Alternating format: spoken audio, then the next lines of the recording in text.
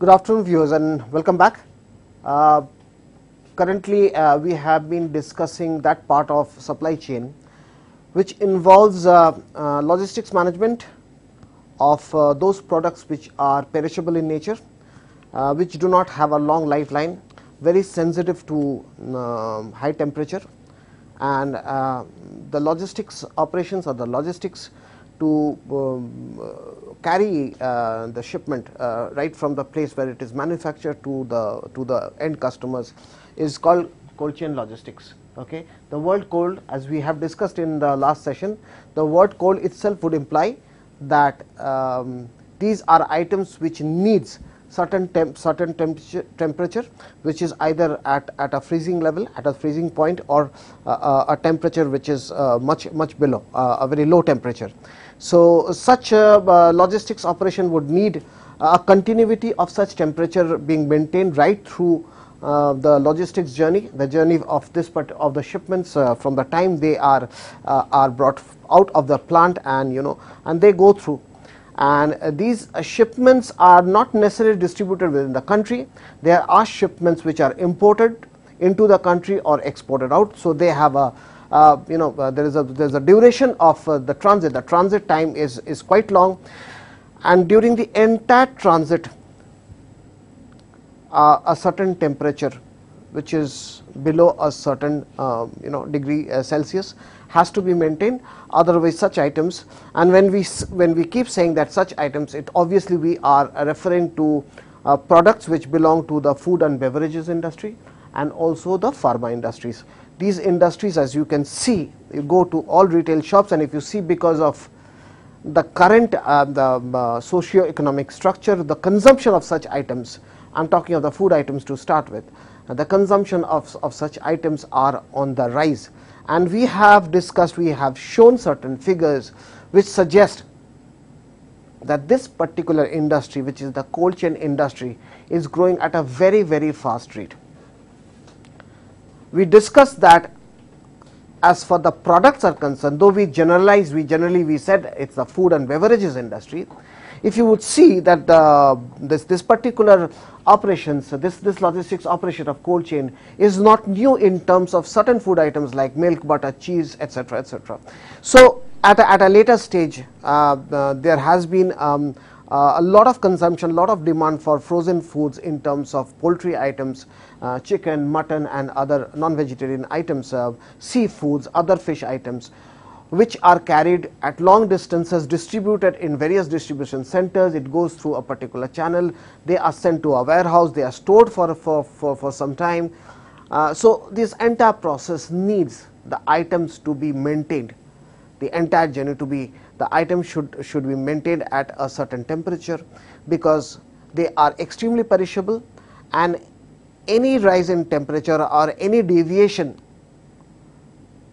would result in the items getting spoiled altogether. We also have seen that the food and vegetable market is still not is still new as far India is concerned, as far the logistics operations is concerned, as far the cold chain logistics is concerned, but it is growing very fast, and currently we have several logistics operators who do carry fruits and vegetables, and they provide cold chain logistics services for such items like food. Pharma is another sector. It's very delicate. There are medicines which are very delicate, which are life-saving. There are certain life-saving drugs which needs very careful handling. And when we say handling, we are not referring to packaging or material handling, we are referring to the kind of temperature that they should be subjected to.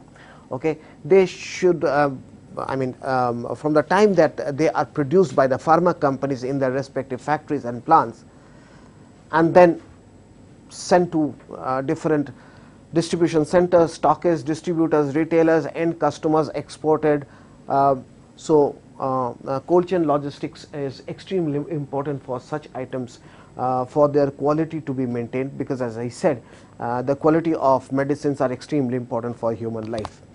Let us just go and see our slides, and let's recap. We will just go back a few slides back and see what we discussed in the last session.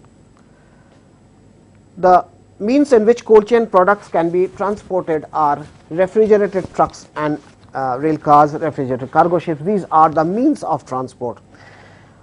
Certain facts and figures we are going to, in this particular session, we are not going to generalize the logistics system globally or generally. We will rather concentrate, or we will rather focus on the logistics, cold chain logistics scenario, the industry in India, in our country, and we will see what is the potential. Why is there a need to study this particular subject? Why is there a need for logistics professional to concentrate on cold chain logistics? Is because this particular industry is growing extremely fast. There is a rapid expansion of this particular industry. There are several logistics service providers. Obviously, when the food industry, when the frozen food industry grows, when the pharma companies expand their network, so obviously simultaneously there is a need for the logistics service providers also to develop, to modify their services and extend the traditional logistics services to cold chain logistics as well. And we have seen many companies like Gati and others, they have been in logistics, cold chain logistics services, apart from several others. So let us see what are the initiatives, what is the current scenario, what are the challenges, and as I said, we are going to recap a little.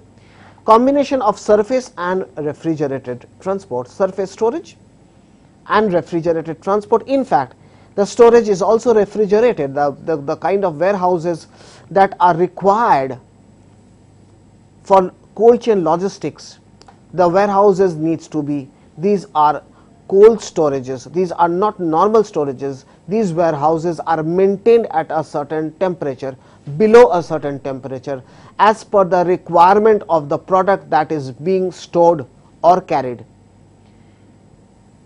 Compound annual growth rate in India in the last 3 years is 20%, which is quite significant, quite impressive.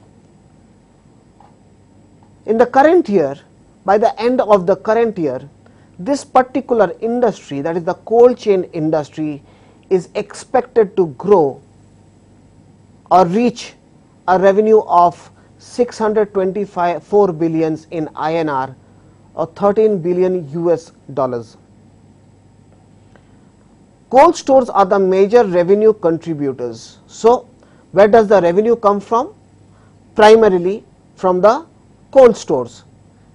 Currently, India has 6,300 and this is growing. So, you need not take this figure as sacrosanct. You can always study, explore the internet and probably can get the current figures. So, on an average, we have around 6,500 cold storage facilities all over India, which can accommodate all the 6,300 cold storages put together, can accommodate a total volume, a total weight of 30.11 million metric tons of cold items, of food items, of beverages, of whatever that needs cold storage. More than 50%, Uttar Pradesh and West Bengal has been the premier locations or the ones who has been the front runner as far the cold storages are concerned. There are organized players. When I say organized players, I mean the major logistics service providers. So the major logistics service provider themselves contribute to 8 to 10% of the total cold chain industry market. So 36% of the cold storages have capacity below 1000 metric tons. 65% of the India's cold storage capacity is contributed by the states, as we have already mentioned.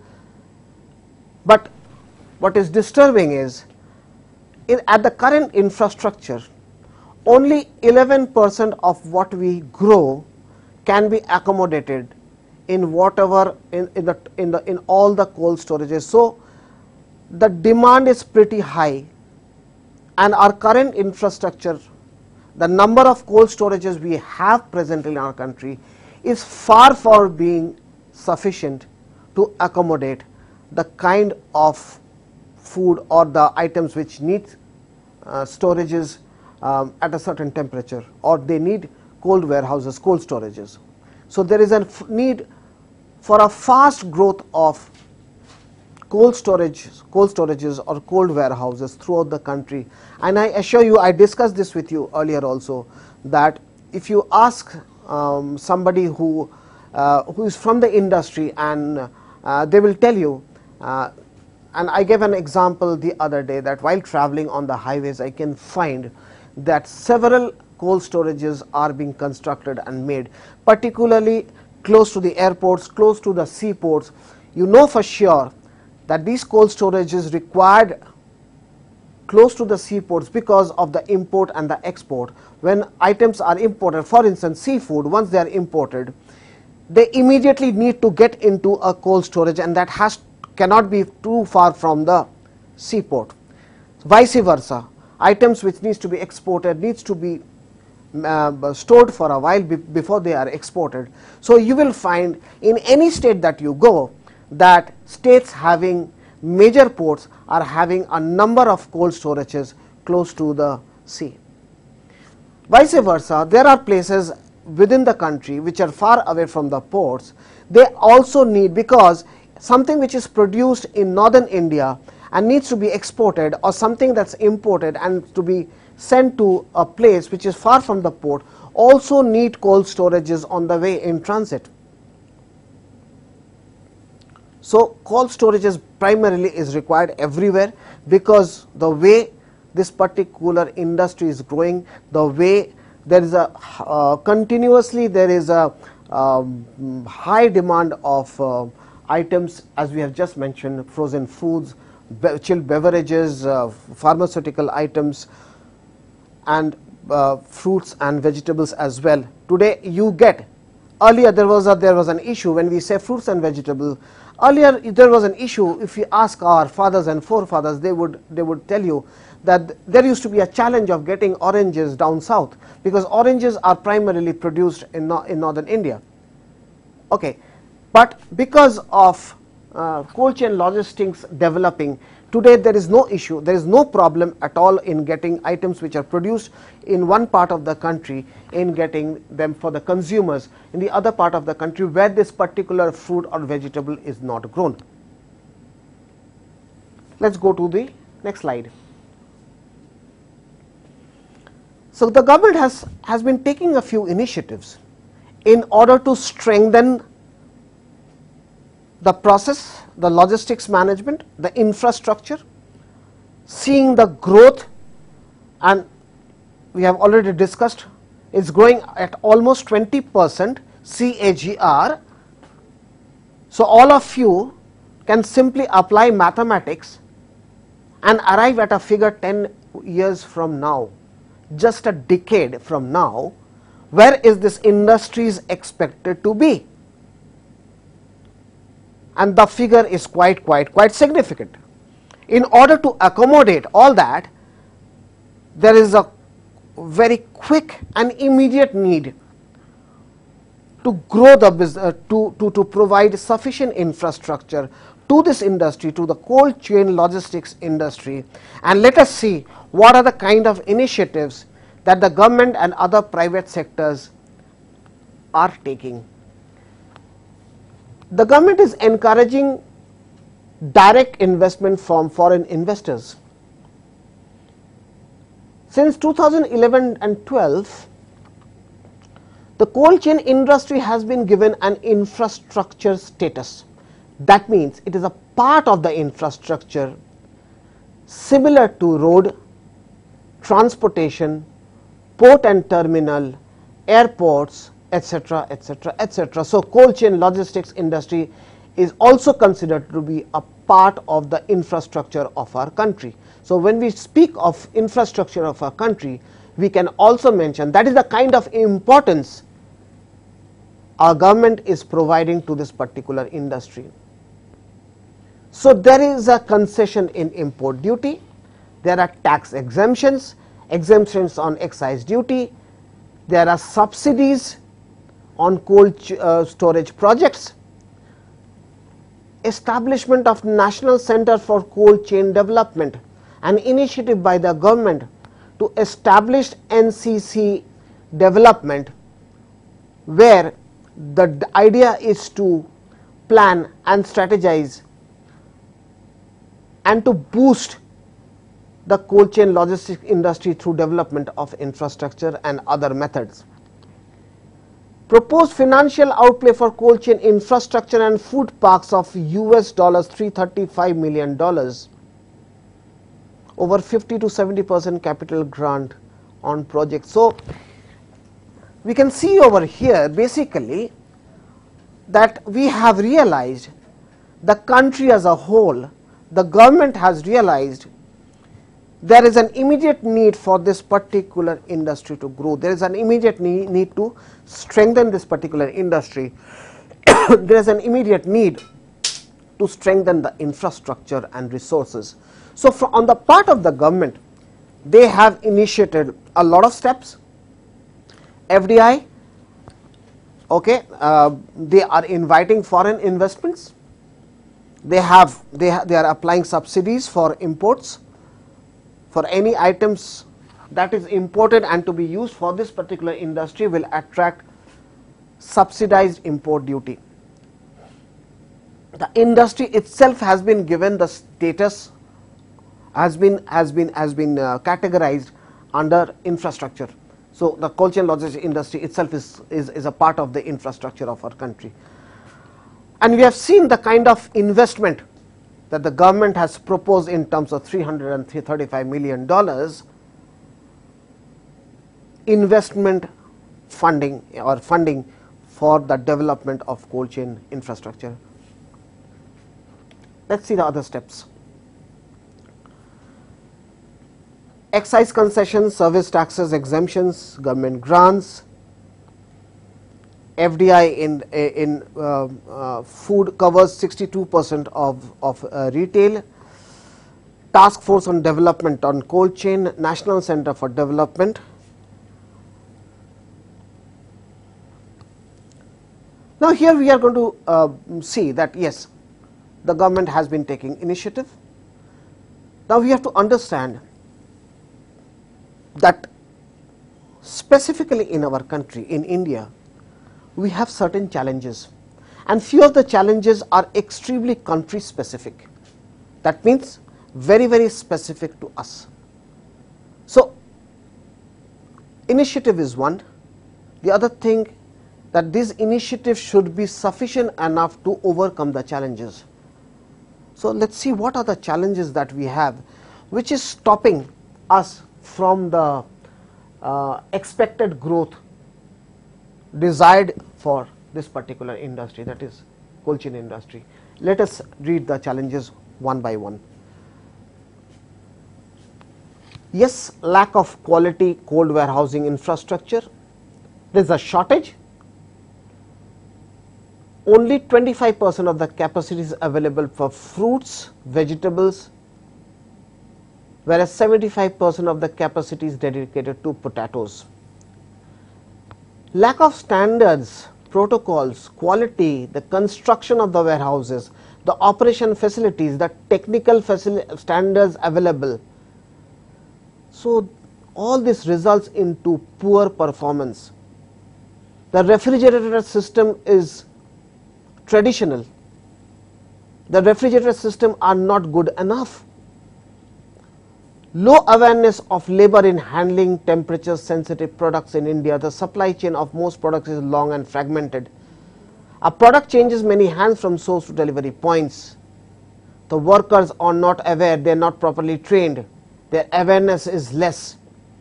High fuel cost, power cuts, 30% of operating expense cold storage, 10% in West. Cold storage are dependent on steady supply of power.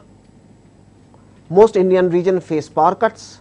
These companies have to invest on power backups, which results in their increase in operating expenditure. One, so you see we have broadly 4 challenges and significant challenges. First of all, not sufficient warehouses. Even though we have whatever warehouses we have, only 25% of the warehouses are dedicated to fruits, vegetables, pharmaceutical, vegetables, etc. And the rest of the 75%, because of the traditional methods of these warehouses, storing potatoes and potatoes being consumed in large quantity in our country. So generally, the inclination of using the major part of the warehouses for potatoes is quite significant in our country, whereas there is a growing need, or there is a growing need for cold storages for other items like seafoods or frozen foods or cheese or butter, ice creams, perishable foods, delicate fruits, sensitive vegetables, delicate vegetables, which have a very low lifespan. That's one. Number 2, that lack of standards.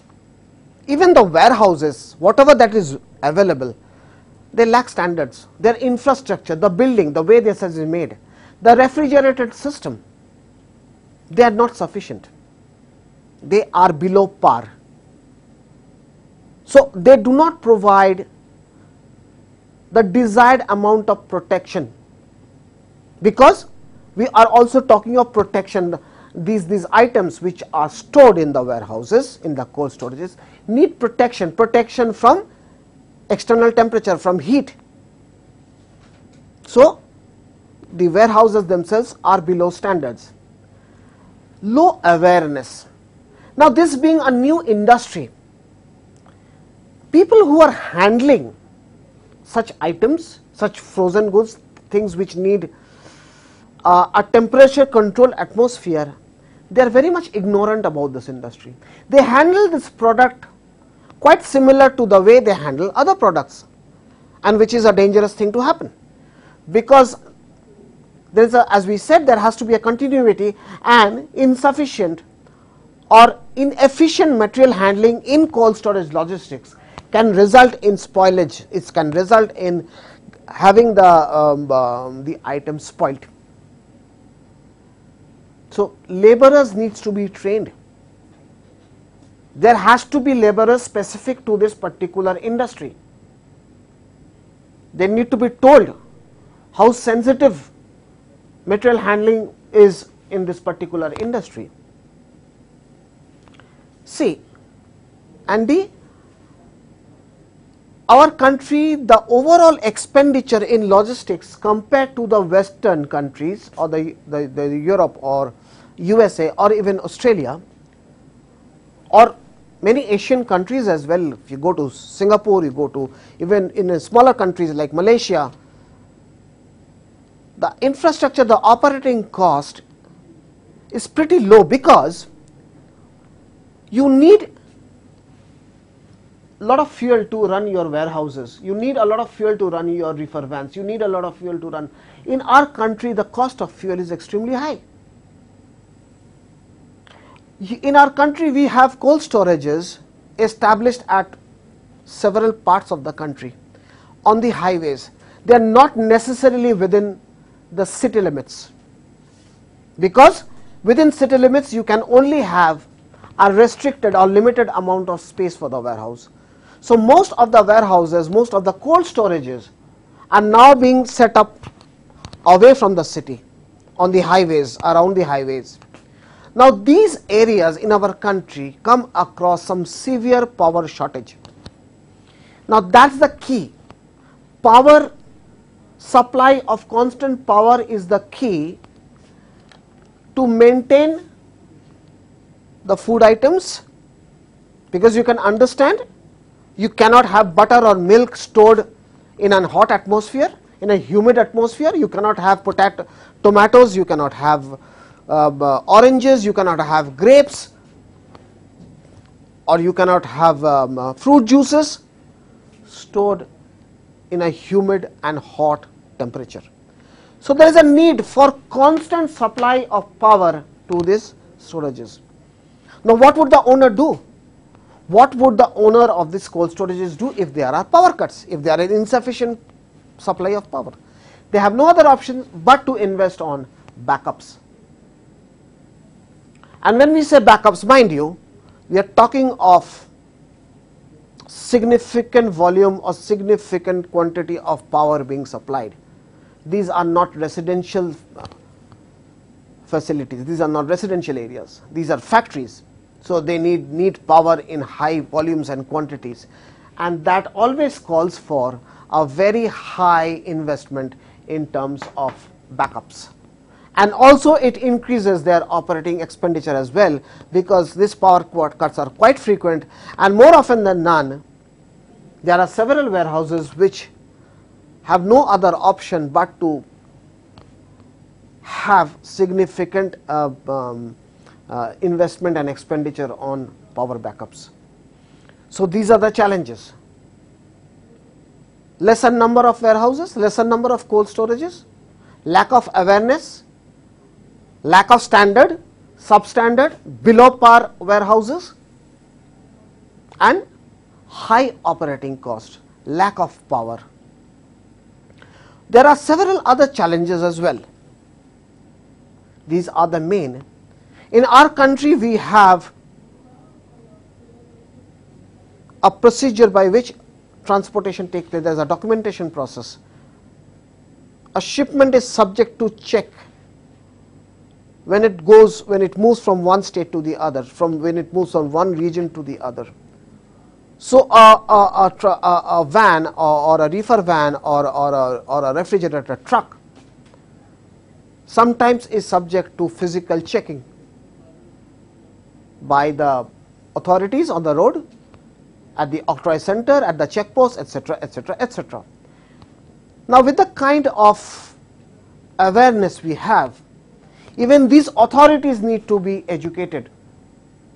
Even these authorities need to understand. So, it is not only at the level of labor or people who are handling these items at the warehouses.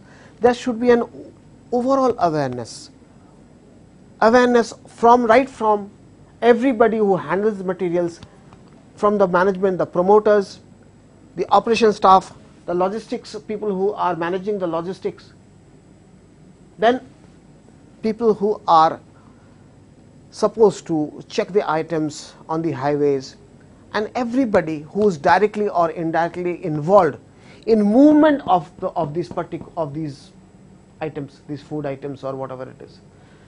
Because at any point of time there is a delay in inspection or checking,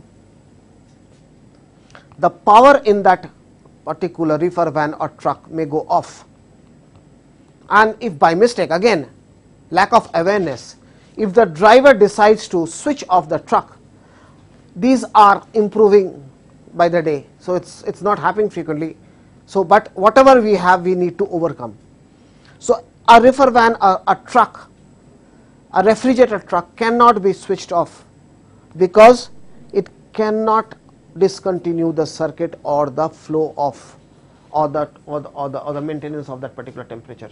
It has to be maintained throughout the journey. Let us go to the next slides. Yes, of course, we have challenges, but there is a huge opportunity, and that is the reason, since there is an opportunity, we do not always overcome challenges if the opportunities are not there. Here there is a need to overcome the challenges, and that is the reason government is taking sufficient initiative, because there is unending opportunity as far this particular segment of the economy is concerned, or this particular sector is concerned. With a growing fruit and vegetable production, there is a great potential for development of cold chain in food and beverage in the sector. Food processing is recognized as a priority sector by the government. Processing of food. Government is offering incentives to encourage people to grow the cold chain industry. There are multi-products cold stores. More and more products such as carrots, turmerics, etc. are being added in this category. Food parks, we have heard of logistics parks. Now, we are experiencing food parks designed for overall development of the food handling, processing and storage facilities. The government is promoting approximately 30 mega food parks, which will be responsible for developing, training on overall development of how products which goes through cold chain logistics needs to be handled, processed and stored. How chilled beverages, how ice creams or butter or cheese or milk or packet seafood or peas,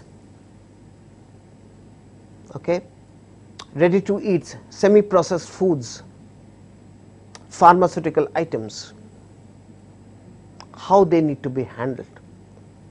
All these are trained and processed, how these are to be handled, processed and stored. So, food parks, or you may call food training parks, are being developed. Pack houses with pre-cooling facilities for relevant products in different regions.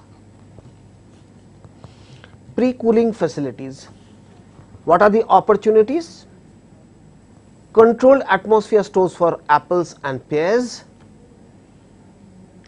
You would see that there is a growing demand. Earlier we never saw fruits like kiwi foods. We see kiwi foods in plenty everywhere. We did not see much of California apples before in the stores, in the retail stores.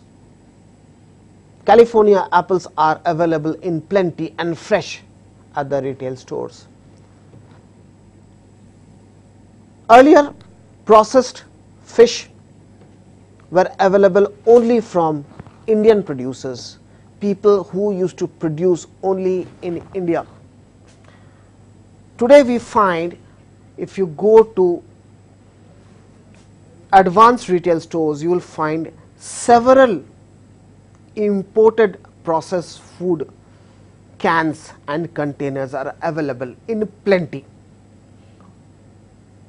You go to advanced retail stores anywhere in the country, and I repeat, advanced retail stores in the country, you will find cheese, you will find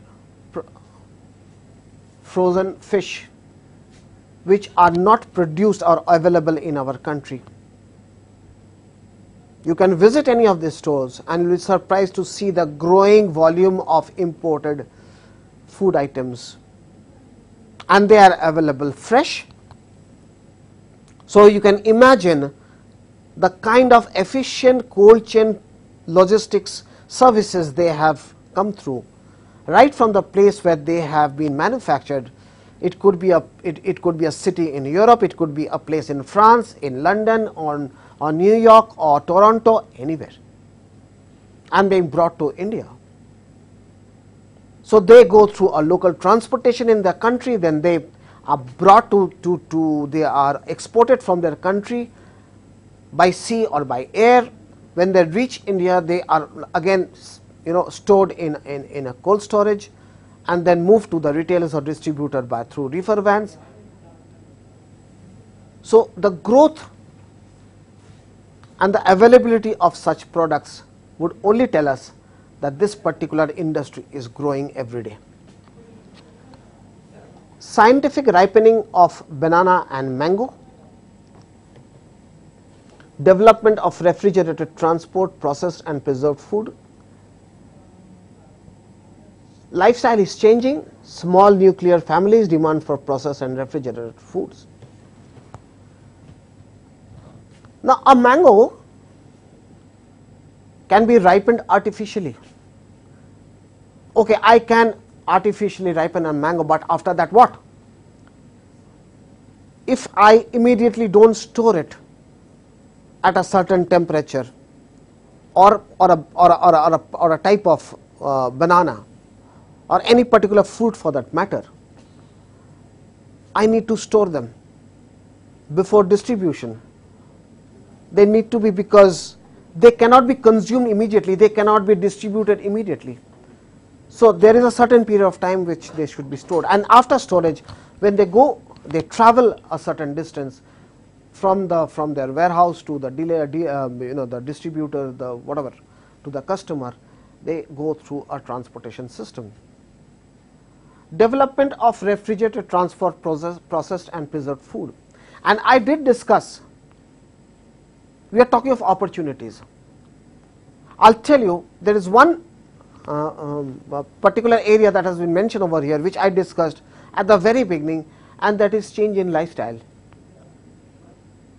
Change in lifestyle, working woman. So people tend to depend on lot of semi-processed food. People do not have time to invest on cooking a lot, and that's a fact. Today, you need to have semi-processed food which can be quickly cooked and consumed. We have fruits, but you see plenty of fruit juices readily available in the retail stores, because once again, they may be a little expensive, but at the same time, it is very, very convenient to consume such fruit juices rather than making juices because of lack of time. People have to go and work. Nuclear families, everybody in the family is working. So that's one very, very significant factor which cannot be ignored, and the number of nuclear families is only going to grow. The concept of joint families are more or less is not there anymore, or it's going down. The numbers of joint families are decreasing by the day. So more nuclear families, the more demand of processed foods. So so as the demand of processed food increases, there is a need for production of processed food, there is a need for storage of processed food, there is a need for distribution of processed food, and then there is a need for cold chain logistics.